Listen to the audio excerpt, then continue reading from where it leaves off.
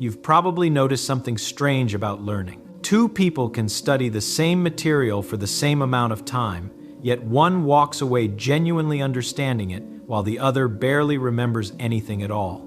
The difference isn't intelligence. It isn't talent. It's something far more fundamental.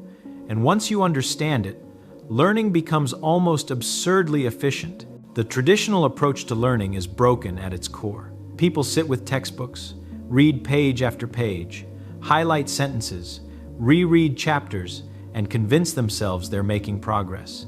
They spend hours with material, yet when tested, they struggle. When asked to explain what they've learned, they stumble. The knowledge hasn't truly entered their minds. This happens because there's a profound misunderstanding about what learning actually is. People treat their brains like filing cabinets, believing that if they just push information in enough times, it'll stick. They equate exposure with understanding. They mistake recognition for knowledge. When they read something and it feels familiar, they think they've learned it. But familiarity is a deceptive feeling. Here's the real mechanism. The brain doesn't store information like a tape recorder. It builds models. It creates structures of understanding. And these structures are only built through a specific kind of mental activity that most people never engage in. Think about someone learning to play the piano. They could watch someone else play for 100 hours and memorize what it looks like. They could read books about proper technique and chord progressions, but until their own fingers touch the keys, until they struggle to make the sounds themselves, until they fail and correct and fail again, no real learning happens. The same principle applies to everything else. Yet somehow people forget this when it comes to intellectual skills. The fundamental error is passive consumption. Reading is passive. Listening is passive. Watching demonstrations is passive. These activities feel productive because information is flowing past your consciousness, but the brain isn't doing the work that builds understanding. Real learning requires a completely different approach. It demands active reconstruction. Here's the principle. You haven't learned something until you can recreate it from nothing. Not recall it, not recognize it when you see it. Recreate it. Build it again in your mind without the original in front of you. This changes everything about how you study. Instead of reading a chapter 3 times, you read it once, close the book, and try to write out everything it said from memory.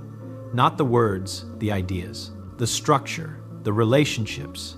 What you can't reconstruct is what you haven't learned. Those are the gaps. Those are where you focus. When you do this, something remarkable happens. Your brain suddenly wakes up. It shifts from passive receiver to active participant. It starts asking questions it never asked before. Why does this connect to that? What happens if this changes? How does this fit with what was said earlier? These questions don't emerge during passive reading. They only surface when you're forced to rebuild the knowledge yourself. The textbook becomes a reference, not a script. You attempt to explain the concept on paper. You get stuck. You realize you don't actually understand something you thought you did. You go back to the source, find the specific piece you're missing, understand it properly this time, close the book again, and continue reconstructing. This is vastly more efficient than traditional study. You might spend 1 hour doing this versus 3 hours reading and rereading, yet the 1 hour produces deeper, more permanent understanding. Why? Because you've done the cognitive work that actually builds knowledge structures. You've practiced the very thing you'll need to do when you use this knowledge later. Generate it from your own understanding. But there's a second principle that multiplies this effectiveness. You must work at the edge of your ability, not in the middle of it.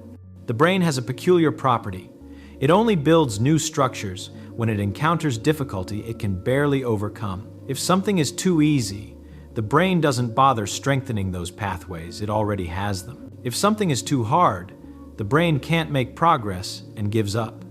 The sweet spot is right at the boundary where you're struggling but can push through. Most people avoid this zone.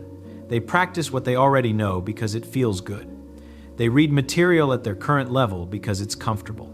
But this is like lifting the same light weight forever and wondering why you're not getting stronger. When you're learning a new mathematical technique, don't do 10 problems that are variations of the same thing. Do 1 or 2 to grasp the pattern, then immediately jump to problems that combine it with other techniques. Make yourself uncomfortable. Get stuck. Figure out why you're stuck. That's where learning happens. When you're reading a difficult technical book, don't reread the same section until it feels comfortable. Read it once carefully, then force yourself to explain it. The discomfort of not being able to explain it properly is the signal you're at the right difficulty level. The effort to push through that discomfort is what builds understanding. The human brain evolved to learn most efficiently through problem solving, not through passive absorption. For thousands of years, learning meant figuring out how to make fire, track animals, predict weather, craft tools. These were all active processes. You couldn't learn them by watching, you had to do them. Fail, adjust, and try again. Academic learning is relatively new in human history, and it often violates these natural learning mechanisms. But the brain hasn't changed. It still learns best through active struggle with problems at the edge of its current capability. Here's the third principle. Understanding must be built from the bottom up, not from the top down. People often try to learn complex things by memorizing high-level summaries or final conclusions. They want the elegant equation without understanding what the symbols mean. They want the sophisticated theorem without grasping the simple cases it builds from. This is backwards. Real understanding is always constructed from fundamentals. You need to know what the pieces are before you can see how they fit together. You need to understand the simple cases before the complex ones make sense. This seems obvious, yet people constantly violate it because they're in a hurry. When you encounter something you don't understand, trace it backwards. What simpler thing does this depend on? Do you truly understand that simpler thing, or did you just memorize it? Can you explain it without looking at notes? If not, you've found your actual starting point. Begin there. This might mean going back to basics you thought you already knew. That's fine. Better to spend an hour truly understanding a fundamental concept than weeks building a shaky structure on top of a misunderstood foundation. There's something else that happens when you build from fundamentals. You develop the ability to figure things out rather than just remember them. If you understand the basic principles deeply, you can derive more complex results when you need them. You're not dependent on memory. You're working from understanding. This leads to the fourth principle. Explanation is the ultimate test. The physicist Enrico Fermi had a habit that revealed his deep understanding. When he learned something new, he would immediately try to explain it to someone else in the simplest possible terms. If he couldn't make it simple, he knew he didn't really understand it yet. This is a perfect diagnostic tool. Can you explain the concept to someone who doesn't already know it? Can you use an analogy that captures the essential idea? Can you answer questions about it without having to consult your notes? The act of explaining forces you to clarify your own thinking. You can't hide behind technical jargon when you're explaining to a novice. You have to understand what's really happening, not just what the textbook says is happening. Try this with everything you learn. After studying a topic, pretend you're teaching it to someone. Speak out loud if you need to. Write it out as if for a letter. When you get stuck or realize your explanation is unclear, that's valuable information. That's exactly where your understanding is weak. This also creates another beneficial effect. It shows you the difference between knowing something and knowing about something. You might know about quantum mechanics, that it exists, that it's strange, that particles behave oddly. But you don't know quantum mechanics unless you can work through the actual mathematics, explain the principles, predict outcomes of experiments. The distinction matters immensely. Now let's talk about the deeper mechanism behind all of this. The brain creates knowledge through a process of building and testing mental models. A mental model is a simplified representation of how something works. When you truly understand something, you have a working model in your mind that you can run like a simulation. For instance, when you understand how a lever works, you have a mental model of forces, pivot points, and distances. You can imagine moving the pivot and predict what happens to the effort needed. You don't need to memorize specific examples. You can generate new examples from your model. These models are built through active engagement. When you passively read about levers, you might form a vague impression, but you don't build the model.